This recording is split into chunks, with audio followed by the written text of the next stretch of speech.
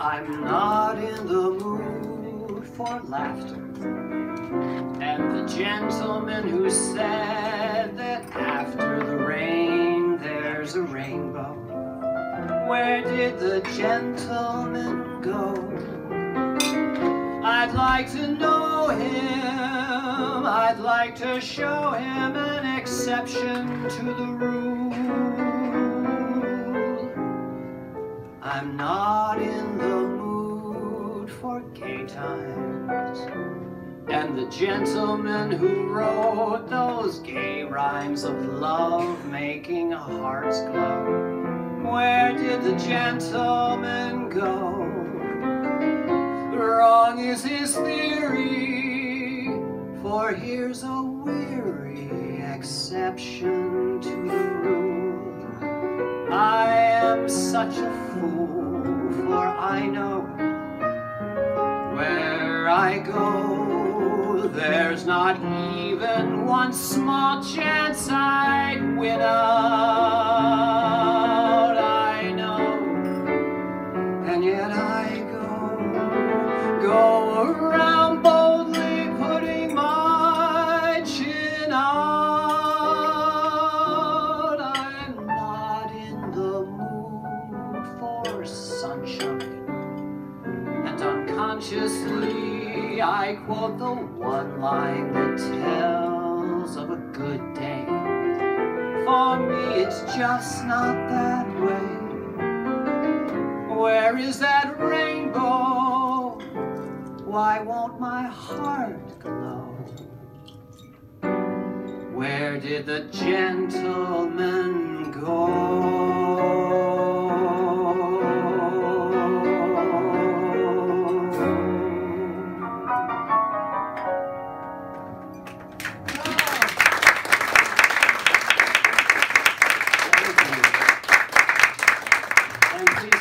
Welcome a gentleman who's not going anywhere for the next hour, Mr. Tex Arnold.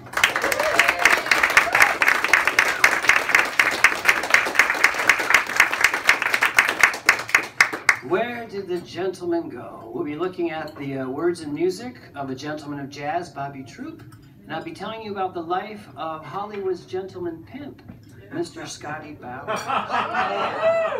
Now these guys were contemporaries, born of what we call the greatest generation, nice to remember today on December 7th. They both fought in World War II, both in the Philippines, they're both Marines. Let's see, Scotty Bowers was in Guadalcanal and Iwo Jima, and Bobby Troup was in Saipan. And after the war, they decided to make new lives for themselves. Bobby Troup was from Harrisburg, Pennsylvania. Scotty Bowers was from Chicago, but they didn't want to go back east. They wanted to head out to the West Coast, to sunny Southern California, to find their fortunes, and they did. And Bobby Troup, of course, as a composer, jazz pianist, a singer, sometimes actor, sometimes celebrity game show panelist with his beautiful wife, the actress and singer Julie London. And Scotty Bowers was a bartender who worked in a gas station. Slightly less impressive, of course. But if Bobby Troup were alive, he would have turned 100 just this past October. He died in 1999. And Scotty Bowers is still with us. Scotty Bowers is 95. And Scotty Bowers is having his moment now. In the last 6 years ago, he wrote a memoir called Full Service, My Adventures in Hollywood and the Secret Sex Lives of the Stars. And just this summer there's a new documentary out called Scotty and the Secret History of Hollywood that was in the theaters and is now available for streaming. And Scotty's available for streaming. What makes Scotty like the greatest pimp? You know, exactly, for the closet Hollywood stars of the post-World War II era. He was discreet. He was a man of discretion. He never breathed a word of any of this. If he had to write something down, he'd write it down, and as soon as whatever the assignation happened, he'd tear it up. You know, he didn't tell anybody anything. You read these old Hollywood bios of like Tyrone Power and other people, and they mention this shadowy figure, this guy. If he would ever tell his story, but he never will, you know. But, you know, so if he's so discreet, why am I up here talking about it? If he had died at 40 like any other normal, self-respecting, you know, hedonistic libertine, we wouldn't hear any of this stuff. He kept living and living and living and living. And he had a very good friend of his was Gore Vidal, and Gore Vidal was after him for decades to write his story. And if Gore Vidal tells you you have to write your story, then you got to write your story at some point. And pretty much everybody died, so Scotty's like, well, I can write this story. There's nothing to be ashamed of. I want to tell my story. So he did, you know. So imagine it's 50 years ago and you're me, you're a middle-aged gay dude. You're living out in Hollywood, you're working at the studios, maybe you're Paramount in set decoration, you know, working on that new Jean Harlow biopic, the good one in Technicolor. With and it's a Friday night and you're hanging out listening to those Bobby Troup songs on your Julie London albums and it gets you feeling all restless and romantic, you want to get out there.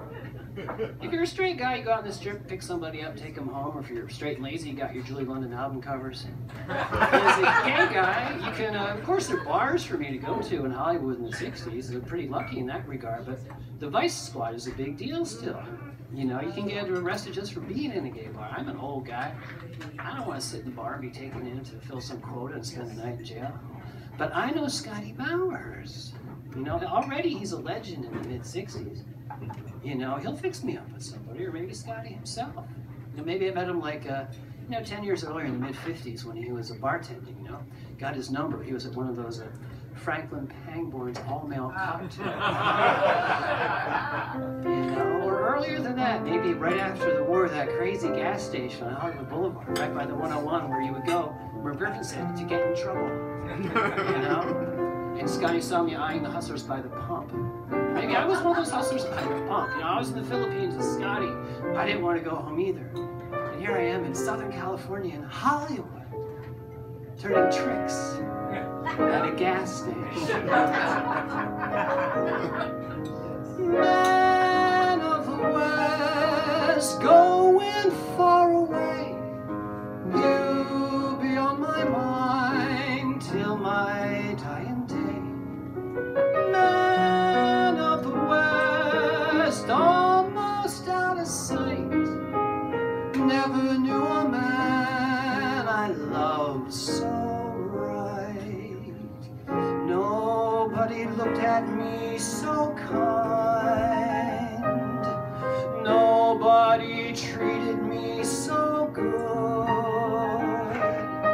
I knew I never could have him, but my heart misunderstood. Man of the West, going far away. You'll be on my mind till my dying day.